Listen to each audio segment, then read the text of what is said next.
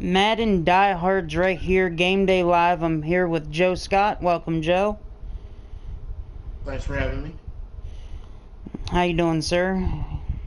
Doing pretty good, man. Doing pretty good. Yourself? I'm living. I'm here. But this broadcast is brought to you by Trojan. Go to Walmart today. Get some Trojan. Your quarterback might need protection from the defensive line that you play next week. But like I said, that is brought to you by Trojan. I'm here all week, ladies and gentlemen. So, Joe, it's good to have you on here. I'm really excited to ask you a couple questions about your Bears team and see where we're at in the league so far.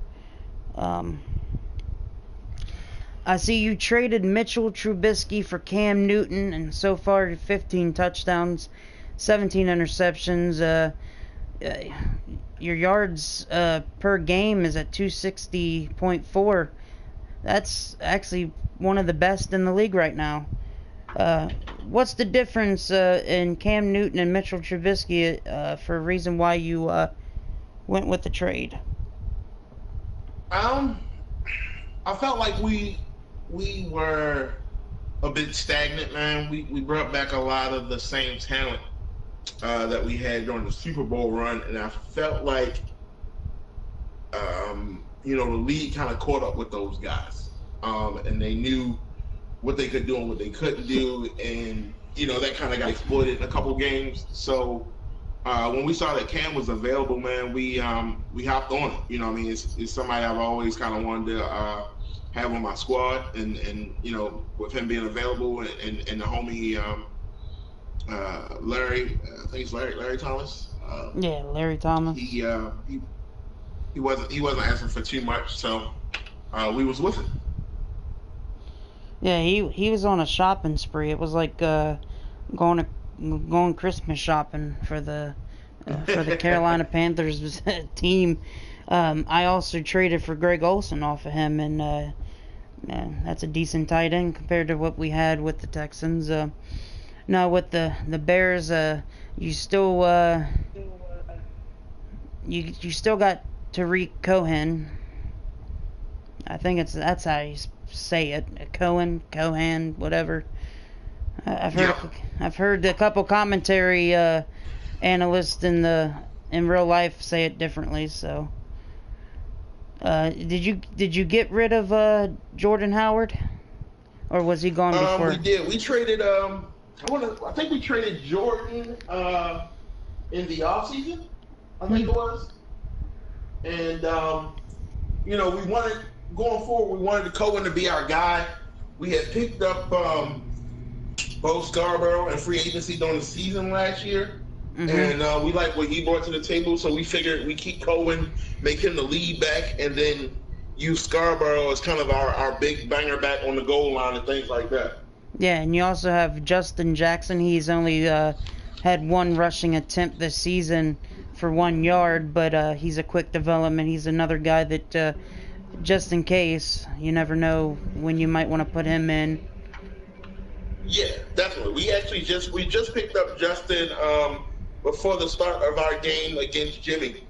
Because we needed a third back, and money was a little tight there after the Newton deal. But we reworked some things and got a third back on the roster, and it just happened to be Justin Jackson. And just like you said, he's got a quick dev, still a young guy. So we're hoping we can kind of fit him into the scheme somehow and get him some touches and kind of get him built up. Well, I'm excited for. I see Tariq has 113 attempts, 624 yards, averaging 5.5 per carry with 9 rushing touchdowns, and he's also not fumbled this season so far. I'm not trying to knock on wood, Joe. I'm not trying to jinx you or anything, but he's doing some work. I see his average per game is a little lower than you probably want it to be, at only 62.4 yards per game. But hey, 62 is better than only averaging like a 30 yard game. Yeah, definitely. And some of that's on us because some games we play guys that stack the box against the run. So of course we're then gonna audible the pass a lot when we come out on some of those running plays. Mm-hmm. And two, by him being a smaller back, we don't want to overwork him too much.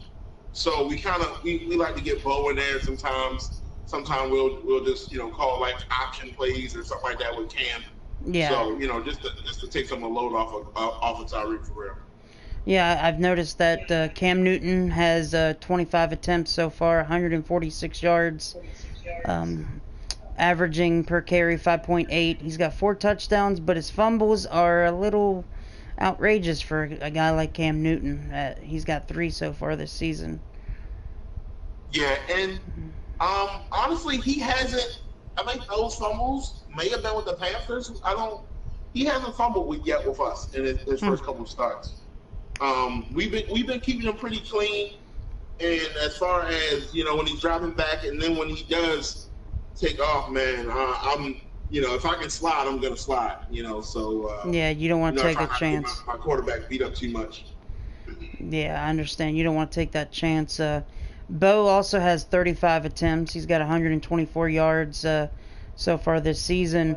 So he is taking a little bit of a load off for Tariq. He's got 3 rushing touchdowns, so I see you're doing some work with him as well. Yeah. Yeah, definitely, man.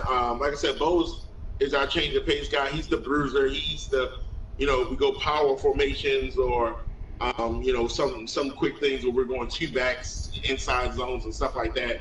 He'll get some carries, goal line and all that stuff. And these guys are able to do what they do just off of the weapons we have outside because you got to respect those guys as well. Hmm. Yeah, I see your receiving so far. It's a little mixture of everybody. I see one person on that list though from College, West Virginia, where I'm from, Kevin White. He has Yep. not got a reception this season. Are you looking to move him next season? Is that something you've been thinking about? Actually, no. Kevin just kind of got lost in the depth chart some, and that was part of the reason why we tried to move Allen Robinson early in the year.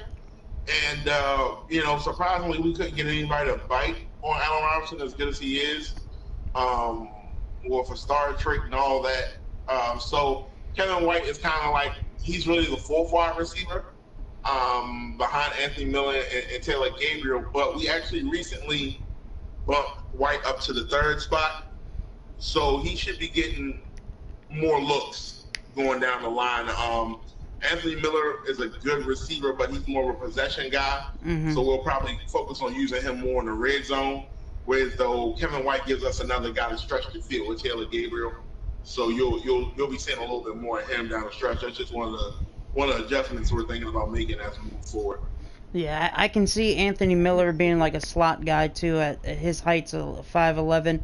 I can see you probably trying to do some work with Kevin White with his height in the red zone as well. I see you got another guy that hasn't really. He's got 20 downs played and 3 games played. Sharon Peak, former New York Jet. He's also a pretty fast receiver. Are you trying to get him involved a little bit too? Yeah, we're trying to get him involved in the offense, man. Once again, that's another reason why we were trying to originally move Allen Robinson because we felt like we had some young guys and Anthony Miller and Kevin White and Sharon Peak and even Kane, the Clemson alum, that we were trying to get on the field. So we'll see how it goes, but most likely we may try to revisit moving Allen Robinson or possibly Taylor Gabriel in the off season so that these young guys can maybe take control of it next year. But we'll see. We're looking for a good offer for Allen because he's a beast, man. I mean, ranking wise, if you look at his card ranking wise, he's ranked as one of the top 10 receivers in the league. So I mean, he's nothing to turn your nose up at all. So we'll see, man, when all season comes here and usually we're pretty open as far as deals. There's not many people on our roster that can't move. So I mean, if it's a good deal, we're willing to listen. I am looking at his play cards. So everybody that's watching this right now, listening to us, they are getting to see what he's ranked and all that. He is ranked number 11 in wide receivers. He's got decent speed and acceleration, and actually he's got, damn, he's decent all around. I'm kind of mad I didn't try to get Allen Robinson off you instead of Funches now.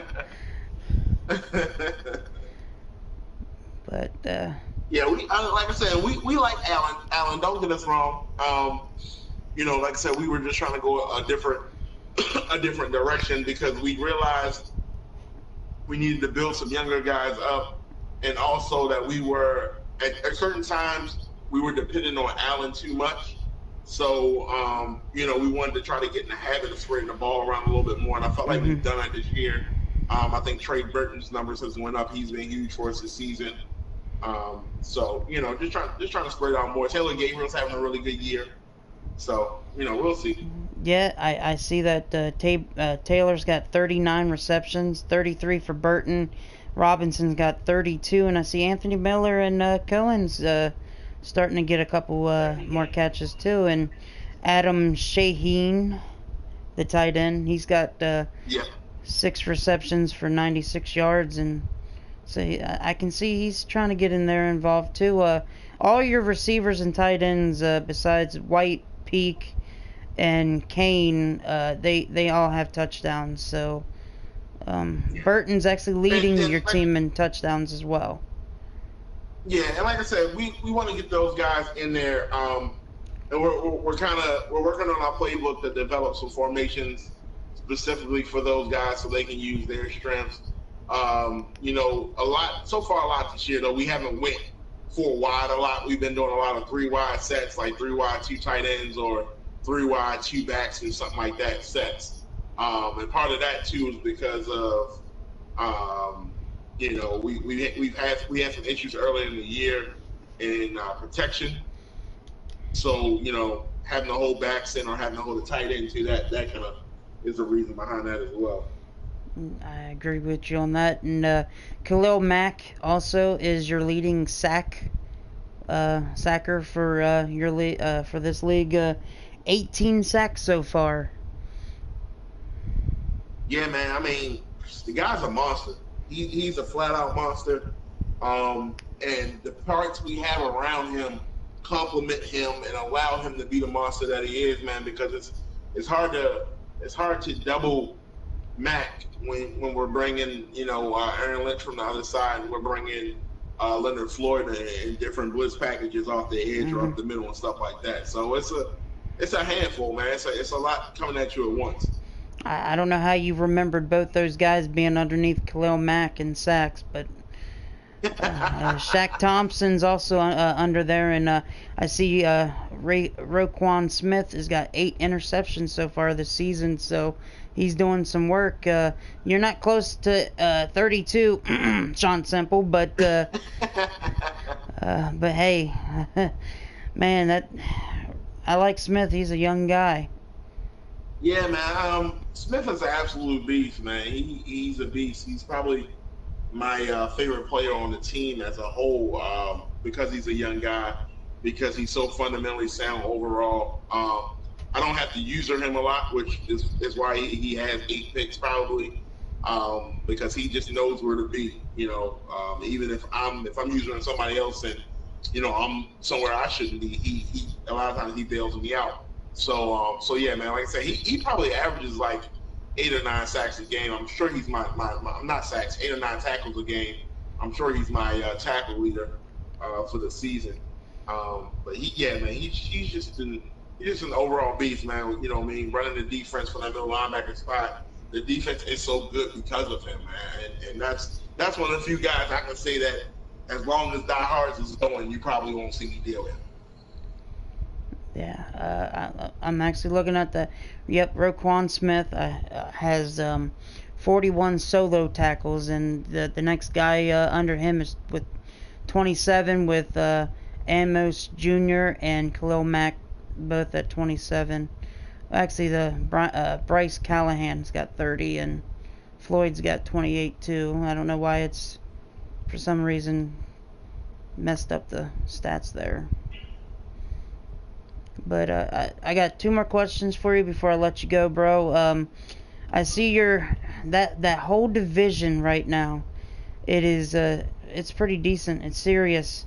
The NFC North is probably the best division in Diehards right now.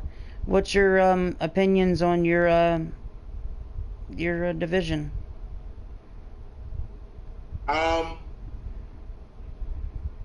Yeah, man, we deep. The division is deep, man. None of these division games are easy. You look at my guy Nate Folsom, man, who we've had epic battles over the past 3 Maddens, and he's a great user, defensive specialist. He's still working on some things with his offensive scheme, I know, but he's always in the mix when you're talking playoffs. Jimmy is an up and comer, man. He's made improvements from last season. He still has some things he needs to tweak to his own admission. But he's a good user as well, man. I think he's just going to get better with time. He's developing some young players there in Green Bay, so I think they're going to be a handful for a few seasons to come. And then you got Mr. Thomas, who is currently leading the division and beat us earlier in the year, man. He's taking a step forward as well from where he was last year. Last year, he kind of, at times, he would gamble. And this year, it seems as though he gambles less and he's more sure of what he likes to do and how he runs his system. So, we have them coming up next week, so we're looking forward to that matchup, man. It should be a good one for the division lead. We'll see what happens. All right. So, quick for everybody, the Lions right now, they are 9-1. They are ranked 2nd in the league, team rank wise. Bears, Joe Scott is 8-2. He's ranked 6th. Packers at 12, 6-4, and then Nate's at 13 rank, and he's at 6-3. All 4 of these teams, like it could come down to the wire. If the Lions lose to you next week, the Bears could probably end up taking the division lead for who knows how long. I mean, it's really up in the air right now for you guys. Yeah, I feel like we control our own destiny, and I like that. You know what I mean? So right now we're not depending on anybody to lose. We're not depending on anybody to beat anybody. Right now, to stop where we want to go, somebody has to beat us. And we'll take those odds any day of the week. And we'll see how it goes from there, man. Like I said, we still got a game against each one of our division opponents left. So that's 3 tough games alone. I'm not sure who else is on the remaining schedule, man. But we, like I said, after we lost our last game to the Lions, that really motivated us. Seeing these power rankings come out, and we're, in the bottom 5 and not the top 5, that motivates us, man. We use everything to add to that chip on our shoulder, man, and all the naysayers saying that, last year was a fluke and all that. So we're looking forward to the challenge, man. I'm looking forward to it too. I see you again. This whole division, the home wins and home losses for each team. The Lions are 4-0, 5-1 for you, 2-2, and then 3-0 for the Vikings. And then when you go to like the outside and indoors, damn, you guys only 2 teams out of your division have played indoors so far. You guys, for outdoors, though, that's a different story. You are currently 8-2 in outdoor games. Yeah, I mean, it's Chicago, man, so we're used to playing in all kinds of, crappy weather. We get to go into a dome, I guess, when we play the Lions. But outside of that, I don't know if there are any dome games. Well, I guess when we go to Minnesota, too, they got a dome. But, we're trying to make it so that the road to the bowl comes through Chicago. We're trying to make folks have to play in rain and snow and sleet and whatever else Madden can come up with to get by us, man. So we're going to use those elements to our advantage. Yep. One last thing, and then we'll get off here. You're currently in a 4-game winning streak. You've beaten the Raiders, Chargers. Chargers are a very good team as well this season. I think they are leading their division as well. You beat them 41-3. Holy crap! You got the Lions next. You got Cowboys. Excuse me. And then you got the Packers. And then you go to game of the week against the Buccaneers, and just avoid that Donnerson. My man Sean Samuel, yeah, we'll be looking out for him and his usually controlled linebacker for sure, man. We played I think we played last year in the playoffs and we had a good game, man. So it's always fun playing Sean, man. Every now and then we can work a trade deal. He's a shrewd salesman, though, man. He's a used car salesman. He'll get you if he can. So you just gotta watch him. Yeah, he will use cars. Yeah, so you got the Lions in your division. Cowboys are not playing the best football. And then you got three division opponents coming up. And then, like I said, the Bucks going to be a hard game. And you got the Broncos, who are trying to figure out what's wrong with their offense and defense. And then you end the season against Nate Folsom. So with a couple wins, it could come down to that last game in these last three division games to figure out if the Bears can win the division at the end of the season. Yes, sir. Like I said, it's in our hands, man. You know what I mean? We do what we're capable of doing. We'll go into the playoffs and we'll get one of the two byes and hopefully the number one seed and make the road come through Chicago, man. If we don't, then we'll be scratching and clawing our way into the wild card round.